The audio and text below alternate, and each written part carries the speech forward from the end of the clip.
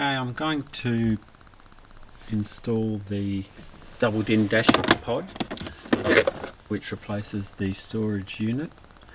I've already the front console out because I might put the radio in the double DIN now, even though it's a single DIN radio system, mainly because I want to put some switches in the front and it's a little bit all happening at the same time. There's quite a few videos showing how these front panels come out, but I want to remove this one, which I think is pretty much just a matter of lifting up. So it's just a little metal rod that the latch catches onto. So I'm just feeding a little bit of wire through that catch, and all I'm going to do is pull up.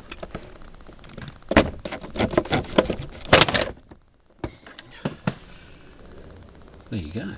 Of course it's got the clock harness. I've got to disconnect that.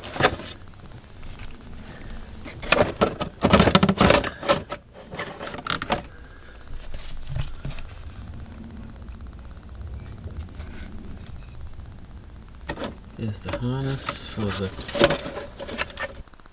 It's the connector that goes into the back of the clock. So there's the hole that is left after the storage unit is taken out. The double DIN pod unit, or dash unit, has two parts. This is one component that replaces the clock part of the storage unit. So that just clicks in. Clickety click. There's two slots there, and that lines up with these two slots. So I'm just going to push that in. So I've just pushed that front component in, and then the pod unit itself will go on top like that, but I think I have some brackets to install first. So these are the brackets I purchased also with the double DIN dash pod, a left and a right.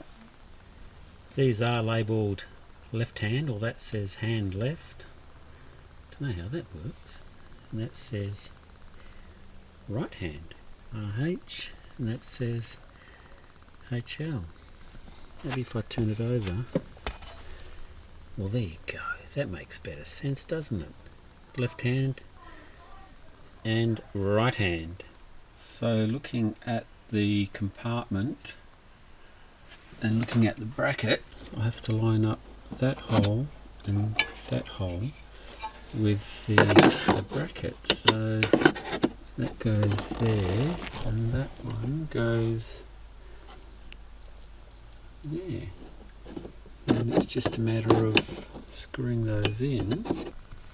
This is where I'm up to. I've just loosely placed the radio in the, I don't know what you call it, a cavity, a hole, just with the brackets. I've screwed them on either side. Just need to fasten them securely here. I've rerouted the cables for the radio, the stereo, and they just go up to the top. Had to reroute the antenna, the hands-free microphone cable. So far it's pretty straightforward. It's my apologies for not showing you more. Just running out of hands to hold cameras and undo and redo and unplug and replug. So I'm just going to use some self-tappers with the metal cages, and hopefully it all goes in together. So I've mounted self-tappers for the front bracket, and in the end I did use self-tappers in the rear.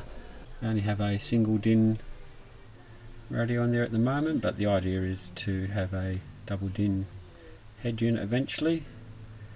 But that is operational, so let's start doing a bit of reassembly.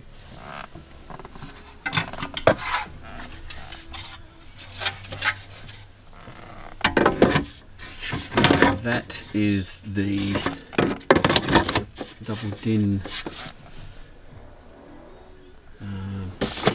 top, which I shall endeavour to put in place. That is the double din pod unit now installed.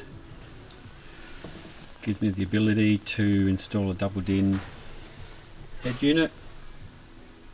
And sorry about the lighting, sorry about cutting out so much of the install, but I was just cramped and so much going on.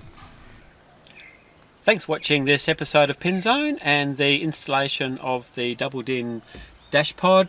I'm really happy with the installation. I'm happy with the quality of the product and how it integrates with the existing dash, and I'm looking forward to later on upgrading the head unit to a double din head unit with possibly GPS capability and of course hands-free for driving, and it's integrated really well. Wasn't too difficult to take out the storage compartment and put in the double din dash pod.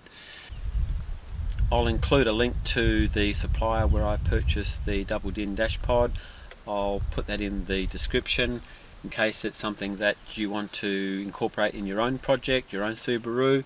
I think it's a good quality product, durable construction, integrates well into the dash, gives me that option of putting a double din head unit at eye level, which I've noticed a lot of newer vehicles now are having the displays at more of a driver's line of sight, and it takes away the need to glance down at radios while you're driving, and especially if I'm using installing a nav system in the head unit later. It's at eye level and easy to view the directions while driving, and also to control audio. Later on, I'm hoping to replace the steering wheel with the audio controls and cruise control buttons on the steering wheel, but that's a later project and something I'm hoping to undertake, which also would integrate into the head unit. So thank you for watching, and if it's something that you want to comment on, please do. If it's something that I can answer your questions, please ask some questions. Thanks for watching, and don't forget to subscribe, hit that notifications button, and see you in the next episode. Bye.